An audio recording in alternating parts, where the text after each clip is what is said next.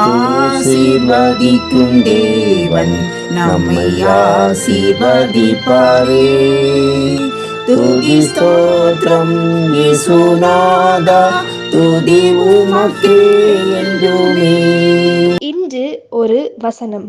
நாங்கள் ஆறுதல் செய்ய திராணி உள்ளவர்களாகும்படி எங்களுக்கு வரும் சகல உபத்திரவங்களிலேயும் அவரே எங்களுக்கு ஆறுதல் செய்கிறவர். 2 கொரிந்தியர் 1:4. அன்புக்குரியவர்களே, இயேசு கிறிஸ்துவின் இனிய நாமத்தில் உங்களை வாழ்த்துகிறோம், ஆசீர்வதிக்கிறோம். ஆண்டவர் நமக்கு துயரங்களும் போராட்டங்களும் வரும்போது கர்த்தர் நமக்கு ஆறுதல் செய்வதுடன் நம்மை ஆறுதலின் பாத்திரமாக்கி நம்மை கொண்டு அநேகருடைய கண்ணீரை துடைத்து அவர்களை தேற்றி கர்த்தரண்டை கொண்டு வரும்படி நம்மை பயன்படுத்துகிறார். இந்த உலகம் பாடுகளும் துக்கங்களும் நிறைந்ததுதான். உபத்திரவத்தின் மத்தியிலே நம்மை திடைப்படுத்த கர்த்தர் ஜீவன் உள்ளவராய் இன்றைக்கும் நம் மத்தியிலே இருக்கிறார். பாடுகளும் உபத்திரவங்களும் நம்மை தாக்கும் போது நம்மை நாமே ஆராய்ந்து பார்த்து எதிலே குறைவுபட்டோம், எதிலே முன்னேற தவறிவிட்டோம் என்பதை எல்லாம் அலசி பார்த்து சீர்படுத்த வேண்டியவைகளை சீர்படுத்த வேண்டியது அவசியம். நாம் அதை சீர்படுத்தும் போது தெய்வீக பிரசன்னமும் சமாதானமும் நம் இருதயத்தை சூழ்ந்து கொள்ளும். தேவ பிள்ளைகளே, மனம் கலங்காதிருங்கள். உங்களுக்கு ஆறுதல் செய்கிறவர் இன்றைக்கு உங்களுக்கு இருக்கிற எல்லா போராட்டங்களிலும் இருந்து உங்களை விடுவித்து பாதுகாக்க வல்லமை உள்ளவராய் உங்கள் மத்தியிலே இருக்கிறார். நாம்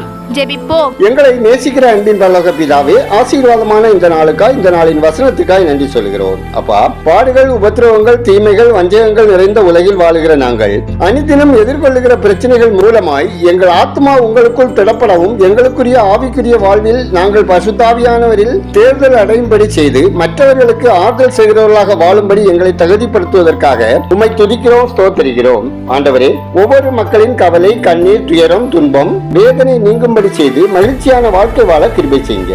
ஒவ்வொருவரின் வேண்டுதல் விண்ணப்பங்களை அங்கீகரித்து ஆசீர்வதிங்க.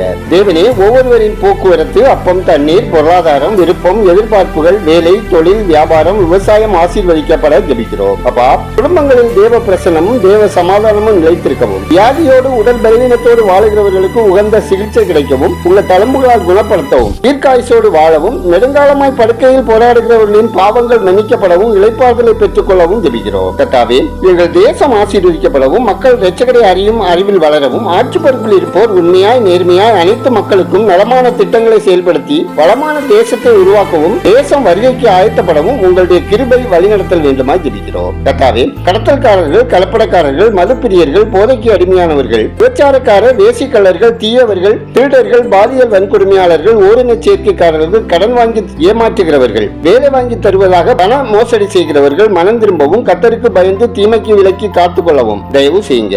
கர்த்தாவே, ஒடுக்கப்பட்டோர், ஒதுக்கப்பட்டோர், கைவிடப்பட்டோர், அனாதைகள், மாற்றுத்திறனாளிகள், தெருவோரங்களில் வாழுகிறவர்கள் நலன் காக்கப்படவும் அவர்களுக்கு ஏற்ற உதவிகள் கிடைக்கவும் செய்து ஆசீர்வதிங்க. மிஷனரிகள் நலன் காக்கப்படவும், ஊழிய தேவைகள் சந்திக்கப்படவும், ஆத்ம பாடத்தோடு செயல்படவும் வழிகாட்டுங்க. எங்கள் ஜெபத்தை கேட்டு பதில் தருகிறவரே உமக்கு நன்றி சொல்லுகிறோம். துதிக நன்மையை உமக்கே செலுத்துகிறோம். இயேசுவின் நாமத்தில் ஜெபிக்கிறோம் எங்கள் ஜெபங்களும் நல்ல பிதாவே, ஆமென்.